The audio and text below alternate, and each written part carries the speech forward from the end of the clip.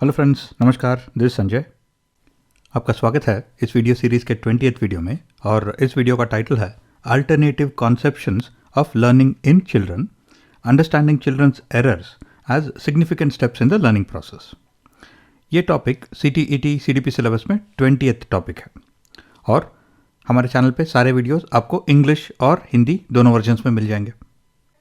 शुरू करने से पहले एक छोटा सा क्लैरिफिकेशन कि कुछ प्रिपरेशन बुक्स में, वेबसाइट्स पे और वीडियोस में भी इस टॉपिक को लेके थोड़ा मिसअंडरस्टैंडिंग है। वो ये है कि वहाँ पे अल्टरनेटिव कॉन्सेप्ट्स की बात हो रही है, जो कि अलग अलग तरह के टीचिंग या फिर लर्निंग थियरीज हो सकते हैं। और इनके बारे में हमने ऑलरेडी दूसरे वीडियोस में डिस्कशन कर लिया है या फिर आने वाले वीडियोस में हम डिस्कस करेंगे। जो ये स्पेसिफिक टॉपिक सिलेबस में दिया गया है ये अल्टरनेटिव कॉन्सेप्शंस है, और अल्टरनेटिव कॉन्सेप्ट्स और कॉन्सेप्शंस दो अलग अलग चीज़ होते हैं।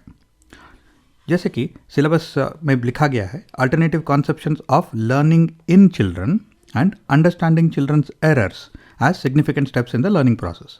तो ये चिल्ड्रंस एरर्स जो है ये कनेक्टेड है अल्टरनेटिव कॉन्सेप्शन से, कॉन्सेप्ट से नहीं।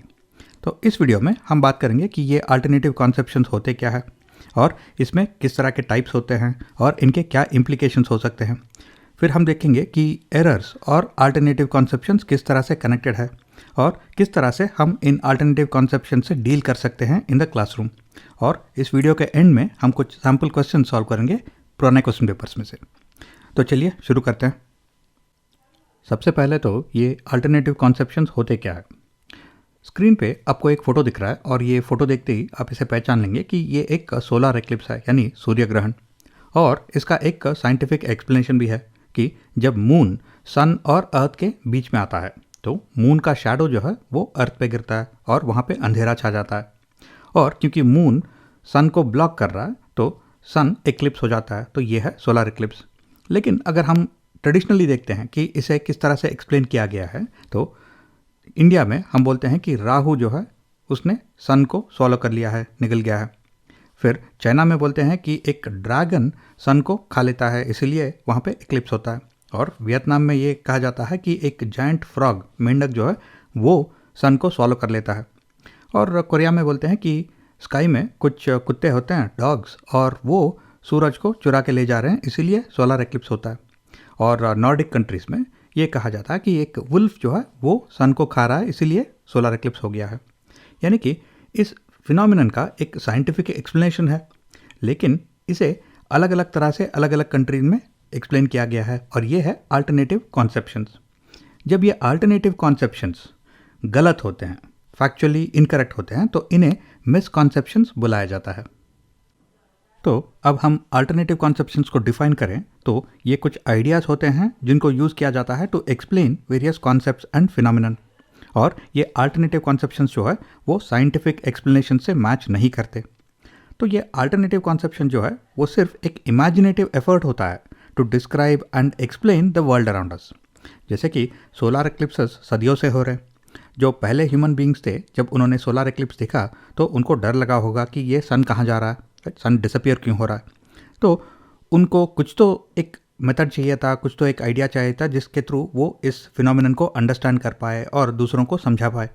तो इसके वजह से कुछ अल्टरनेटिव कंसेप्शंस जो है वो इवॉल्व हो गए। जैसे कि राहु सन को निकल रहा है, या फिर एक ड्रैगन सन को निकल रहा है, या फिर एक फ्रॉग सन को खा रहा है।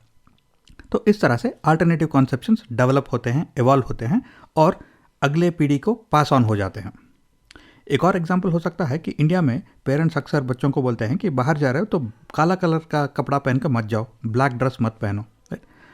और इसका एक साइंटिफिक एक्सप्लेनेशन है कि ब्लैक कलर जो है वो ज़्यादा हीट अब्जॉर्ब करता है, और क्योंकि इंडिया में ऑलरेडी ज़्यादा गर्मी है तो अगर आप ब्लैक कलर के शर्ट पहन के बाहर जाते हो तो शायद आपको हीट स्ट्रोक हो सकता है।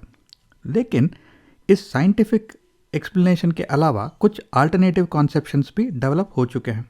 जैसे कि ब्लैक कलर को अनलकी माना जाता है, या फिर कोई भी अगर आप एक ऑस्पिशियस यानी शुभ कार्य के लिए जा रहे हो तो काला कलर पहन के नहीं जाना चाहिए। और काला कलर को ब्लैक मैजिक या फिर काला जादू के साथ भी एसोसिएट किया जाता है। तो इस तरह से अल्टरनेटिव कॉन्सेप्शंस जो है वो डेवलप होते हैं और बच्चे भी सीख लेते हैं। नेक्स्ट हम बात करेंगे about different types of alternative conceptions, यानी अलग अलग तरह के अल्टरनेटिव कंसेप्शंस के बारे में बात करेंगे। अगर कुछ अल्टरनेटिव कंसेप्शंस ऑलरेडी बच्चे के दिमाग में है उसके स्कूल के आने से पहले, तो उन्हें हम प्री कंसेप्शंस बुला सकते हैं। और ये प्री कंसेप्शंस जो है वो बच्चे अपने पेरेंट्स से, अपने फैमिली से या फिर अपने कम्युनिटी से सीखते हैं। और कुछ अल्टरनेटिव कंसेप्शंस और मिसकंसेप्शंस स्कूल में भी डेवलप हो सकते हैं, क्लास में भी डेवलप हो सकते हैं। कुछ सिलेबस या फिर लेसन को लेके कुछ मिसअंडरस्टैंडिंग या फिर कन्फ्यूजन की वजह से, या फिर टीचर की वजह से, या फिर अपने क्लासमेट्स की वजह से। और कुछ होते हैं क्वाजी कंसेप्शंस, और ये क्वाजी कंसेप्शंस जो है वो अल्टरनेटिव कंसेप्शंस है जो कुछ सिचुएशंस में, कुछ कंडीशंस में करेक्ट है। जैसे कि अगर मेरे पेरेंट्स कहते हैं कि काले कुत्ते जो है वो डेंजरस होते हैं, राइट, और मैं ये सही मान के चलता हूँ और हमेशा काले कुत्तों से दूर ही रहता हूँ, अवॉइड करता हूँ उन्हें। एक दिन जब मैं रास्ते में जाता रहता हूँ तो एक काला कुत्ता जो है मेरे पीछे पड़ता है और मुझे काटने की कोशिश करता है। तो वो काला कुत्ता जो था वो डेंजरस था, क्योंकि वो एक स्पेसिफिक सिचुएशन में वो अल्टरनेटिव कंसेप्शन जो था वो करेक्ट था। तो मैं ये अज्यूम करने लगता हूँ कि वो सारे सिचुएशंस में करेक्ट है, यानी कि तब से मैं ये अज्यूम करके चलता हूँ कि सारे काले कुत्ते जो है वो डेंजरस होते हैं। हालांकि वो अल्टरनेटिव कंसेप्शन है, क्योंकि सारे काले कुत्ते तो डेंजरस नहीं होते। तो ये होता है क्वाजी कंसेप्शन। अगर सिंपल वर्ड्स में इन्हें समझना है तो ये alternative conceptions, pre conceptions, misconceptions और क्वाजी कंसेप्शंस जो है ये या तो मिस एक्सप्लेनेशन हो सकते हैं या फिर मिसअंडरस्टैंडिंग्स हो सकते हैं। तो अब ये अल्टरनेटिव कंसेप्शन के क्या इम्प्लीकेशंस हो सकते हैं? वेल, अगर आप गूगल में जाके सर्च करेंगे फ्लैट अर्थ सोसाइटी या फिर फ्लैट अर्थ थियरी, तो आप देख सकते हैं कि दुनिया में ऐसे हज़ारों लोग हैं जो ये बिलीव करते हैं कि दुनिया जो है वो फ्लैट है, अर्थ फ्लैट है। हालांकि ये साइंटिफिकली इनकरेक्ट है, क्योंकि हमने स्पेस से भी अर्थ को देखा हुआ है, तो दुनिया जो है वो एक ग्लोब की तरह है, राउंड है। लेकिन फिर भी हज़ारों लोग अभी भी बिलीव करते हैं कि दुनिया फ्लैट है। तो इसका मतलब है कि ये ऐसे अल्टरनेटिव कंसेप्शन जो है वो बहुत ही रेसिस्टेंट टू चेंज हो सकते हैं और परसिस्टेंट भी हो सकते हैं, क्योंकि लोग इनमें सिंसियरली बिलीव करते हैं। और क्योंकि लोग इस अल्टरनेटिव कंसेप्शन को बिलीव करते हैं तो एक्विजिशन ऑफ न्यू नॉलेज जो है वो ब्लॉक हो जाता है, क्योंकि वो कोई भी बात सुनने को तैयार नहीं है जिसमें ये कहा जाता है कि अर्थ जो है वो ग्लोब की तरह है। तो जब तक वो अल्टरनेटिव कंसेप्शन चेंज नहीं होता तब तक न्यू लर्निंग नहीं हो सकता। और जब भी एक व्यक्ति अपने अल्टरनेटिव कंसेप्शन को छोड़ देता है और एक साइंटिफिक अप्रोच को अपना लेता है, तो इसका मतलब है कि उसके दिमाग में जो भी नॉलेज है उसका रैडिकल रीऑर्गेनाइजेशन होना ज़रूरी है, क्योंकि वो बरसों से ये बिलीव करता आया हुआ है कि दुनिया फ्लैट है। अब सडनली अगर वो अपना नज़रिया चेंज कर लेता है और अब वो बिलीव करता है कि दुनिया ग्लोब की तरह है, तो इसका मतलब है कि जो भी मैंने सोचा था हिस्टोरिकली, जो भी मैंने सोचा था इतने सालों से, वो सारा जो नॉलेज है मेरे दिमाग में उसको मैं चेंज करूँगा, राइट। तो ये हो गया radical reorganisation of knowledge. Next हम देखेंगे कि किस तरह से एरर्स और अल्टरनेटिव कंसेप्शंस कनेक्टेड है। तो जब हम एक वोल्केनो देखते हैं तो उसमें से बहुत सारा धुआं निकल रहा है, बहुत सारे एक्सप्लोजन्स हो रहे हैं और उसमें से गर्म लावा भी निकल रहा है। लेकिन उस एक्सप्लोजन, स्मोक और लावा का जो सोर्स है वो वोल्केनो नहीं होता। उसका सोर्स जो है वो धरती के अंदर होता है, धरती के नीचे होता है, यानी deep with in the earth. तो इसी तरह से जब कोई व्यक्ति कुछ कर रहा है, कुछ बोल रहा है, तो उसमें अगर हमें कुछ एरर्स दिखाई देते हैं, यानी गलतियाँ दिखाई देते हैं, तो वो सिर्फ सिम्टम्स है। उन एरर्स या फिर गलतियाँ को जो रीज़न है वो उसके दिमाग के अंदर होते हैं, और ये रीज़न्स मिस्टेक हो सकते हैं या फिर मिसकंसेप्शन हो सकते हैं। मिस्टेक का मतलब है कि उसका अंडरस्टैंडिंग जो है वो ठीक है, वो सही है, लेकिन सिर्फ कुछ कन्फ्यूजन की वजह से, कुछ क्लरिकल एरर की वजह से या फिर कैलकुलेशन एरर की वजह से ये गलतियाँ नज़र आ रहे हैं। लेकिन अगर ये एरर्स का जो रीज़न है वो कोई मिसकंसेप्शन है, तो इसका मतलब है कि इन्हें उतनी आसानी से हम करेक्ट नहीं कर सकते, क्योंकि पहले तो हमें वो अल्टरनेटिव कंसेप्शंस को आइडेंटिफाई करना होता है कि उसके दिमाग में क्या मिसअंडरस्टैंडिंग है, क्या कन्फ्यूजन है, राइट, क्या अल्टरनेटिव कंसेप्शन है, और उसे पहले हमें कन्फ्रंट करना होता है, उसे एड्रेस करना होता है और उसे ठीक करना होता है। उस अल्टरनेटिव कंसेप्शन को ठीक करने के बाद ही हम सिम्टम्स को क्योर कर सकते हैं, नहीं तो वो व्यक्ति उसी तरह के एरर्स को दोबारा दोहराता ही रहेगा। नेक्स्ट हम देखते हैं कि किस तरह से हम इन अल्टरनेटिव कंसेप्शन से डील कर सकते हैं इन द क्लासरूम। तो पहला स्टेप है ये एक्सेप्ट करना कि अल्टरनेटिव कंसेप्शन जो है वो नॉर्मल है, यानी हर एक बच्चे के दिमाग में, हर एक अडल्ट के दिमाग में कोई ना कोई अल्टरनेटिव कंसेप्शन होता ही है। छोटा हो सकता है या फिर बड़ा हो सकता है, लेकिन डेफिनेटली होता है। नेक्स्ट, अगर बच्चे कुछ एरर्स कमिट कर रहे हैं इन द क्लासरूम, तो उन एरर्स के पीछे क्या रीजंस है, उनके क्या पैटर्न्स है, ये हमें इन्वेस्टिगेट करना होता है। क्योंकि एरर्स जो है वो मिस्टेक्स की वजह से हो सकते हैं या फिर अल्टरनेटिव कंसेप्शन की वजह से। अगर ये अल्टरनेटिव कंसेप्शन की वजह से हैं तो पहले हमें उन्हें समझना होता है, अंडरस्टैंड करना होता है। क्योंकि कोई भी चीज़ को करेक्ट करने से पहले, उसे कन्फ्रंट करने से पहले हमें उसे समझ लेना चाहिए। तो अंडरस्टैंडिंग द अल्टरनेटिव कंसेप्शन बहुत ही इंपॉर्टेंट होता है। उसके बाद हम उसे कन्फ्रंट करते हैं एक साइंटिफिक थियरी या फिर एक साइंटिफिक अप्रोच यूज़ करके कि क्यों ये अल्टरनेटिव कंसेप्शन गलत है, और एक साइंटिफिक अप्रोच जो है वो वहाँ पे यूज़ करना है, वो हम बच्चे को सिखाने की कोशिश कर रहे हैं। और क्योंकि ये अल्टरनेटिव कंसेप्शंस, मिसकंसेप्शंस या फिर प्री कंसेप्शंस एक बच्चे के दिमाग में बहुत ही डीप रूटेड होते हैं, राइट, बहुत ही डीपली वो एम्बेडेड होते हैं। तो सिर्फ लेक्चर्स और थियोरेटिकल मेथड्स यूज़ करके हम उन्हें कन्फ्रंट नहीं कर सकते, करेक्ट नहीं कर सकते। तो जब भी हम एक डिफरेंट पर्सपेक्टिव दे रहे हैं या फिर एक डिफरेंट अप्रोच दे रहे हैं, तो हमें एक हैंड्स ऑन और एक्सपीरियंशियल अप्रोच यूज़ करना होता है। जैसे कि अगर हम एक बच्चे को समझाना चाहते हैं कि किस वजह से उसे समर में ब्लैक कलर क्लोथ्स पहन के बाहर नहीं जाना है, राइट, तो उसे दिखाना होगा कि ब्लैक कलर जो है वो ज़्यादा हीट ऑब्जर्व करता है। और ये सिर्फ एक लेक्चर या फिर एक थियरी दे के समझाया नहीं जा सकता। हमें एक एक्सपेरिमेंट करके दिखाना होगा कि ब्लैक कलर क्लोथ्स जो है वो ज़्यादा हीट ऑब्जर्व करते हैं। तो एक्सपीरियंशियल अप्रोच बहुत ही इंपॉर्टेंट होता है। और उस अल्टरनेटिव कॉन्सेप्शन को कन्फ्रंट करने के बाद, उसको करेक्ट करने के बाद रीइंफोर्समेंट बहुत ही ज़रूरी होता है। क्योंकि रीइंफोर्समेंट करके और रिवीजन करके हम उस नॉलेज को स्ट्रांग बना सकते हैं उसके दिमाग में। तो इस तरह से हम अल्टरनेटिव कंसेप्शंस, मिसकंसेप्शंस और प्री कंसेप्शन से डील कर सकते हैं इन द क्लासरूम। अब हम कुछ सैम्पल क्वेश्चन सॉल्व करेंगे पुराने क्वेश्चन पेपर से। और पहला क्वेश्चन है, children often form alternative conceptions on misconceptions about various concepts, which of the following statements is not correct in this context. यानी ये अल्टरनेटिव कंसेप्शंस और मिसकंसेप्शंस को लेके इनमें से कौन सा स्टेटमेंट करेक्ट नहीं है, कौन सा स्टेटमेंट गलत है। पहला है, alternative conceptions and misconceptions formed by students should be highly discouraged by the teacher. अब ये स्टेटमेंट गलत है। ये गलत इसलिए है क्योंकि ये अल्टरनेटिव कंसेप्शंस और मिसकंसेप्शंस बच्चे खुद अपने दिमाग में डेवलप कर लेते हैं, या फिर ये अपने पेरेंट्स से सीखते हैं, फैमिली से सीखते हैं, या फिर कम्युनिटी से सीखते हैं। तो एज ए टीचर आप इसे डिस्करेज नहीं कर सकते। तो ये गलत है। Next, formation of alternative conceptions and misconceptions is very natural among children as well as adults. जैसे कि हमने इस वीडियो में डिस्कस किया हुआ है, ये अल्टरनेटिव कंसेप्शंस और मिसकंसेप्शंस जो है ये हर एक के दिमाग में होते हैं। छोटा हो सकता है, बड़ा हो सकता है, लेकिन हर एक के दिमाग में है, चाहे वो बच्चा हो या फिर बड़ा हो। तो ये करेक्ट स्टेटमेंट है। Next, a teacher should definitely attend to this alternative conceptions and misconceptions as they are significant in process of teaching and learning. तो इसी वीडियो में हमने ये भी डिस्कस किया कि ये अल्टरनेटिव कंसेप्शंस और मिसकंसेप्शंस जो है वो कभी कभी न्यू नॉलेज एक्वायर करने में बाधा डालते हैं, प्रिवेंट करते हैं। तो इसका मतलब है कि एज ए टीचर आपको इनको आइडेंटिफाई करना है, कन्फ्रंट करना है और करेक्ट भी करना है। तो इसे हम अटेंड करना बोल सकते हैं। तो ये स्टेटमेंट करेक्ट है।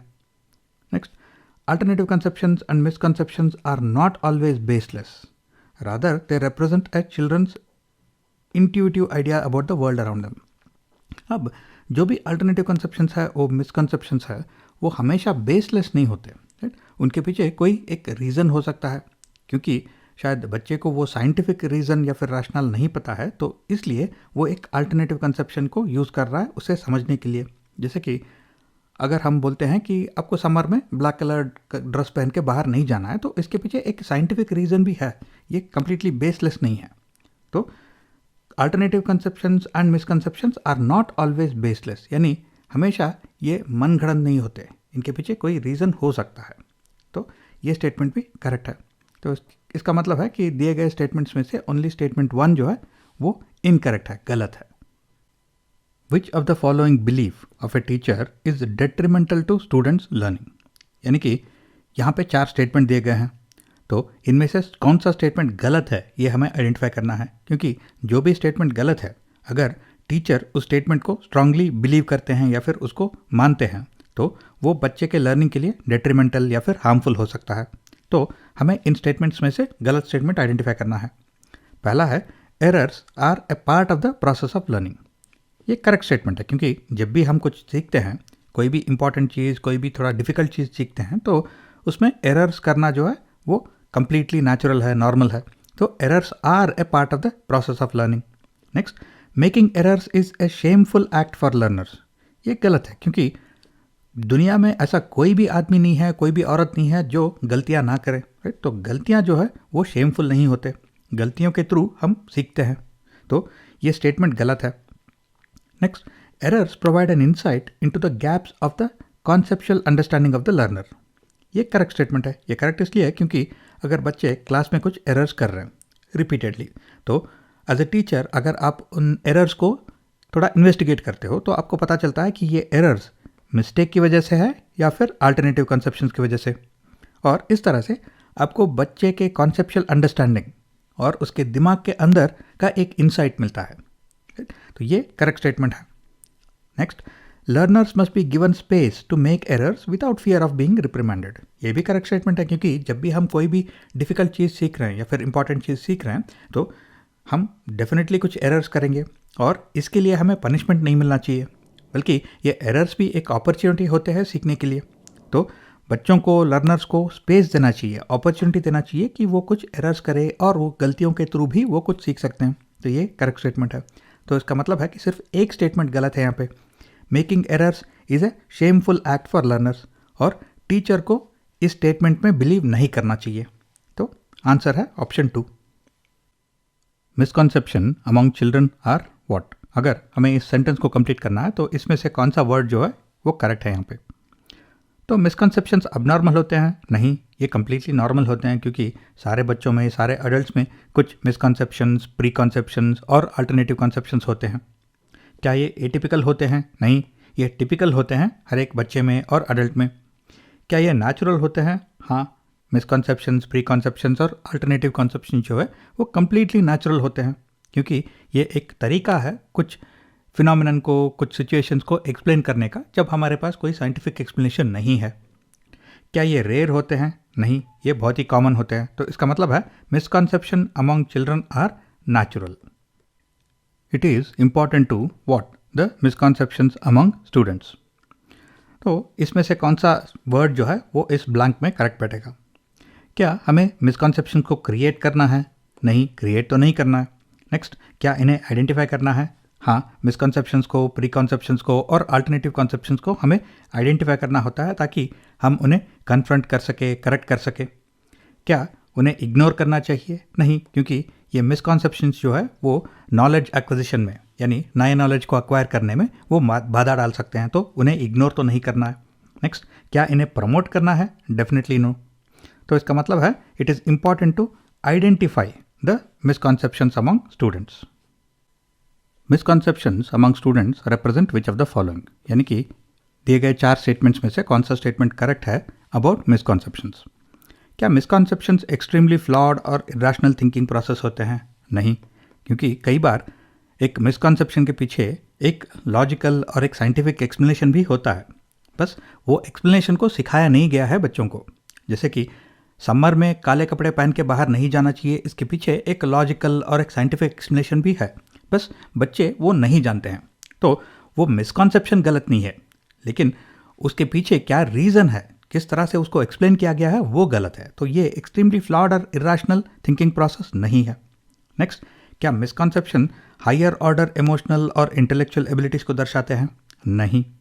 नेक्स्ट, मिसकॉन्सेप्शंस नेटिव और इंट्यूटिव अंडरस्टैंडिंग अबाउट कॉन्सेप्ट होते हैं? हाँ, ये करेक्ट है, क्योंकि जिस तरह से सोलार एक्लिप्स को अलग अलग कल्चर्स में अलग अलग तरह से एक्सप्लेन किया गया है बच्चों को, क्योंकि उस ज़माने में साइंटिफिक एक्सप्लेनेशन नहीं था, तो इसकी वजह से ये अलग अलग तरह के अंडरस्टैंडिंग्स डेवलप हो गए और वही बच्चों को सिखाए गए। जैसे कि राहु जो है वो सूरज को खा रहा है, या फिर एक ड्रैगन सूरज को खा रहा है, या फिर कुत्ते सूरज को खा रहे हैं। तो इस तरह से कुछ नेटिव और इंट्यूटिव अंडरस्टैंडिंग्स अबाउट कॉन्सेप्ट जो है वो डेवलप हो जाते हैं। तो ये करेक्ट स्टेटमेंट है। नेक्स्ट, क्या मिसकॉन्सेप्शंस सीवियर कॉग्निटिव डेफिशिएंसीज और न्यूरोलॉजिकल डिसऑर्डर्स के बारे में बात कर रहे हैं? नहीं, ये गलत है, क्योंकि मिसकॉन्सेप्शंस सभी के दिमाग में होते हैं, अल्टरनेटिव कॉन्सेप्शंस और प्री कॉन्सेप्शंस सभी के दिमाग में होते हैं और ये कम्प्लीटली नेचुरल है। तो ये कोई कॉग्निटिव डेफिशिएंसी या फिर न्यूरोलॉजिकल डिसऑर्डर का सिम्टम नहीं है। तो ऑप्शन 3 जो है यहाँ पे करेक्ट आंसर है। और इसी के साथ हम इस वीडियो को कंक्लूड करेंगे। अगर आपके कुछ क्वेश्चंस या फिर फीडबैक है तो नीचे कमेंट सेक्शन में डाल दीजिए। और मैं आपसे फिर से मिलता हूँ बहुत ही जल्द इस वीडियो सीरीज़ के अगले वीडियो में। Till then take care, stay safe.